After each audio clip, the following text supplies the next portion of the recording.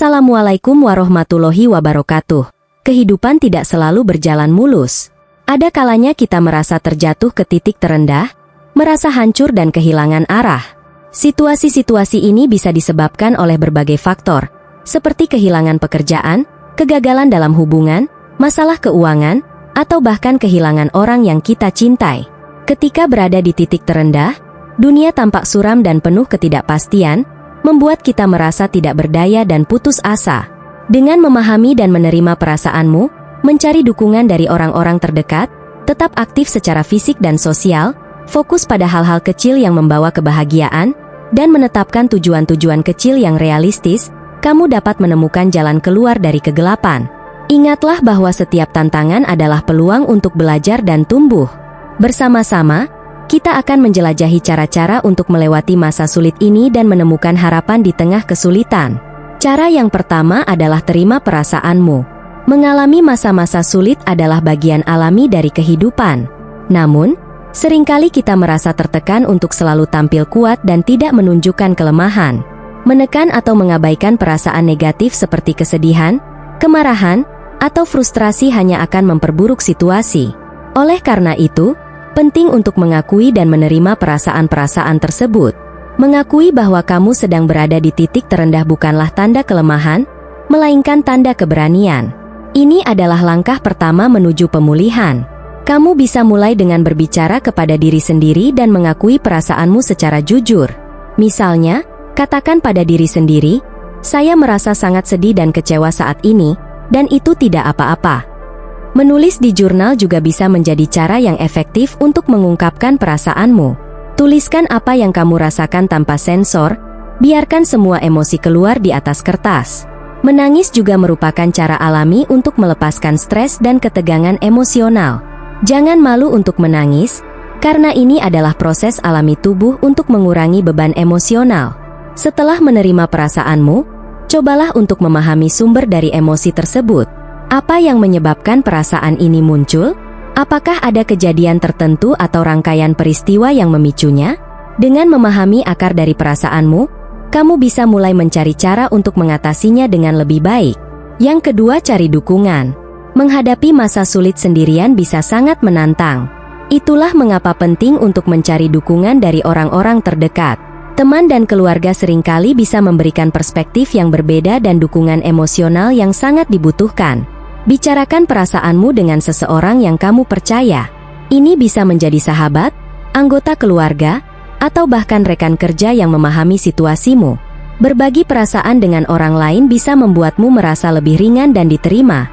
Kadang-kadang, mendengarkan nasihat atau pandangan dari orang lain bisa membantu kita melihat situasi dari sudut pandang yang berbeda dan menemukan solusi yang mungkin tidak kita pikirkan sebelumnya. Jika kamu merasa terlalu sulit untuk berbicara dengan orang terdekat, pertimbangkan untuk mencari bantuan profesional. Psikolog atau konselor adalah orang yang terlatih untuk membantu kamu mengatasi masalah emosional dan mental. Mereka bisa memberikan strategi dan alat yang efektif untuk mengelola perasaan dan situasi yang sulit. Selain itu, bergabung dengan kelompok dukungan juga bisa sangat bermanfaat. Ada banyak kelompok dukungan yang dirancang untuk membantu orang dengan berbagai masalah, seperti kehilangan, kecemasan, atau depresi. Di sana, kamu bisa bertemu dengan orang-orang yang mengalami hal serupa dan saling berbagi pengalaman dan dukungan. Yang ketiga, tetap aktif. Ketika berada di titik terendah, ada kecenderungan untuk menarik diri dan menjadi pasif. Meskipun ini adalah reaksi yang alami, tetap aktif dan bergerak justru bisa membantu mengatasi perasaan negatif dan memperbaiki suasana hati. Aktivitas fisik terbukti memiliki efek positif pada kesehatan mental. Ketika kamu berolahraga, tubuh melepaskan endorfin, yaitu hormon yang dapat meningkatkan mood dan memberikan perasaan bahagia. Tidak perlu melakukan olahraga berat. Aktivitas ringan seperti berjalan-jalan di taman, bersepeda, atau melakukan yoga sudah cukup untuk membantu meredakan stres dan meningkatkan energi. Selain aktivitas fisik, tetap aktif dalam kegiatan sosial juga penting. Meskipun mungkin terasa sulit untuk bersosialisasi saat sedang merasa terpuruk, interaksi sosial bisa memberikan dukungan emosional yang signifikan. Cobalah untuk tetap terlibat dalam kegiatan-kegiatan yang kamu nikmati, seperti hobi, klub, atau komunitas. Mengisi waktu dengan aktivitas yang bermakna juga bisa membantu mengalihkan perhatian dari perasaan negatif. Misalnya, kamu bisa mencoba belajar sesuatu yang baru, seperti memasak, berkebun, atau bermain alat musik.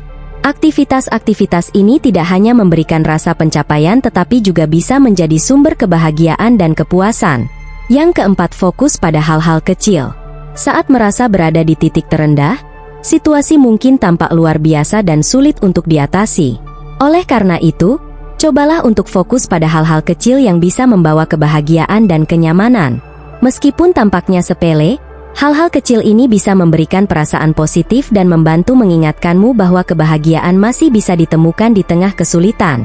Mulailah dengan menciptakan momen-momen kecil yang menyenangkan setiap hari.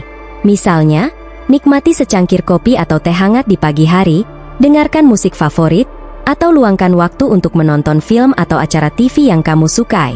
Aktivitas sederhana ini bisa memberikan perasaan nyaman dan rileks. Selain itu, cobalah untuk menemukan kebahagiaan dalam hal-hal sehari-hari yang seringkali terlewatkan. Misalnya, perhatikan keindahan alam di sekitarmu, seperti matahari terbit, burung-burung bernyanyi, atau bunga yang mekar. Menghargai keindahan alam bisa memberikan perasaan damai dan mengingatkanmu bahwa dunia ini penuh dengan keajaiban.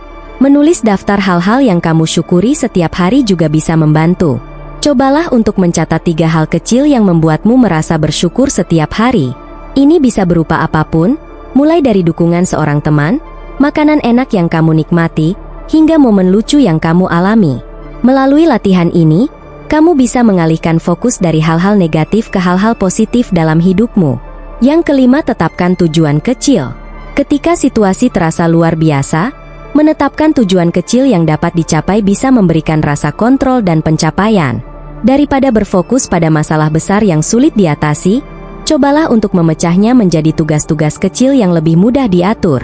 Mulailah dengan membuat daftar tugas harian atau mingguan yang realistis. Misalnya, jika kamu merasa kewalahan dengan pekerjaan, cobalah untuk membagi tugas-tugas besar menjadi bagian-bagian yang lebih kecil dan fokus pada satu tugas dalam satu waktu. Setiap kali kamu menyelesaikan tugas kecil, tandai dari daftar dan berikan dirimu penghargaan.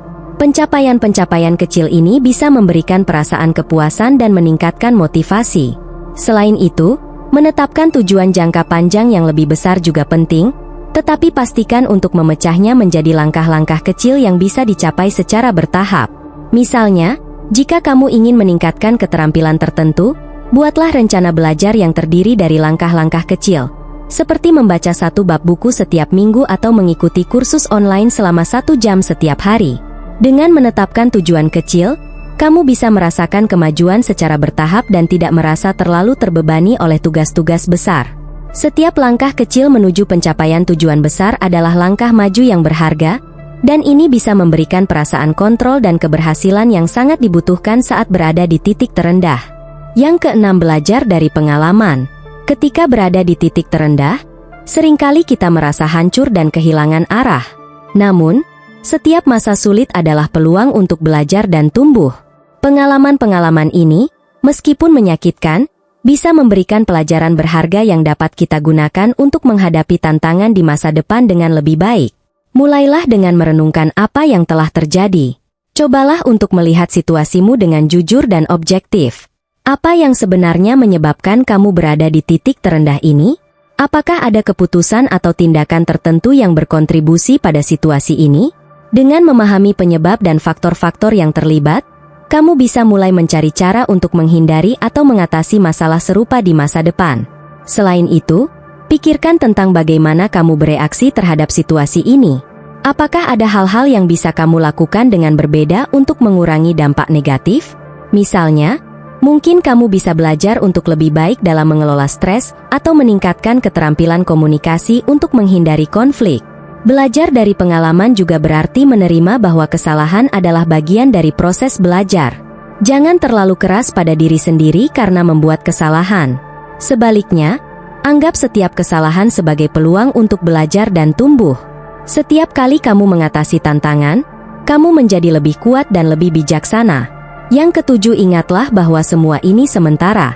Ketika kita berada di tengah-tengah masa sulit, seringkali terasa seperti tidak ada akhir yang terlihat. Namun, Penting untuk diingat bahwa segala sesuatu bersifat sementara, termasuk kesulitan yang kita alami.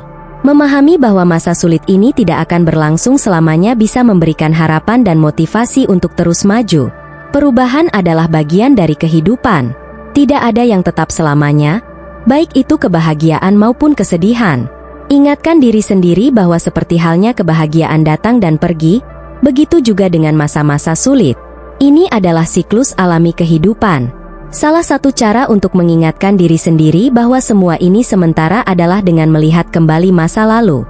Pikirkan tentang masa-masa sulit yang pernah kamu alami sebelumnya dan bagaimana kamu berhasil melewatinya. Apa yang membantu kamu mengatasi masa-masa tersebut? Bagaimana perasaanmu setelah berhasil melewati masa sulit?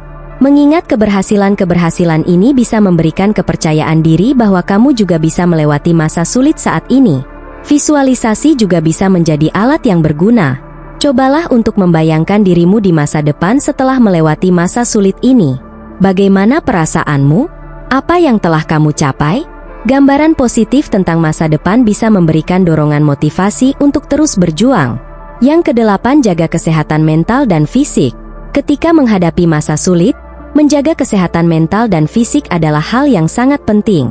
Stres dan tekanan emosional bisa berdampak negatif pada tubuh dan pikiran, sehingga penting untuk memastikan bahwa kamu merawat dirimu sendiri dengan baik. Pastikan kamu mendapatkan cukup tidur. Kurang tidur bisa memperburuk stres dan membuatmu merasa lebih lelah dan tidak berenergi. Cobalah untuk menciptakan rutinitas tidur yang konsisten dan hindari hal-hal yang bisa mengganggu tidur, seperti kafein atau penggunaan gadget sebelum tidur. Makan makanan bergizi juga penting untuk menjaga kesehatan fisik dan mental. Hindari makanan cepat saji dan makanan yang tinggi gula atau lemak jenuh. Sebaliknya, pilihlah makanan yang kaya akan nutrisi seperti buah-buahan, sayuran, protein, dan biji-bijian. Makanan sehat bisa memberikan energi yang dibutuhkan tubuh untuk berfungsi dengan baik dan membantu mengurangi stres. Latihan fisik juga bisa sangat bermanfaat. Selain membantu menjaga kesehatan fisik, olahraga juga bisa meningkatkan mood dan mengurangi stres. Kamu tidak perlu melakukan latihan yang intens. Berjalan kaki, bersepeda, atau yoga sudah cukup untuk memberikan manfaat yang signifikan. Meditasi, yoga, atau latihan pernapasan juga bisa membantu menenangkan pikiran dan meredakan stres. Cobalah untuk meluangkan waktu setiap hari untuk berlatih meditasi atau pernapasan dalam. Ini bisa membantu kamu merasa lebih tenang dan fokus.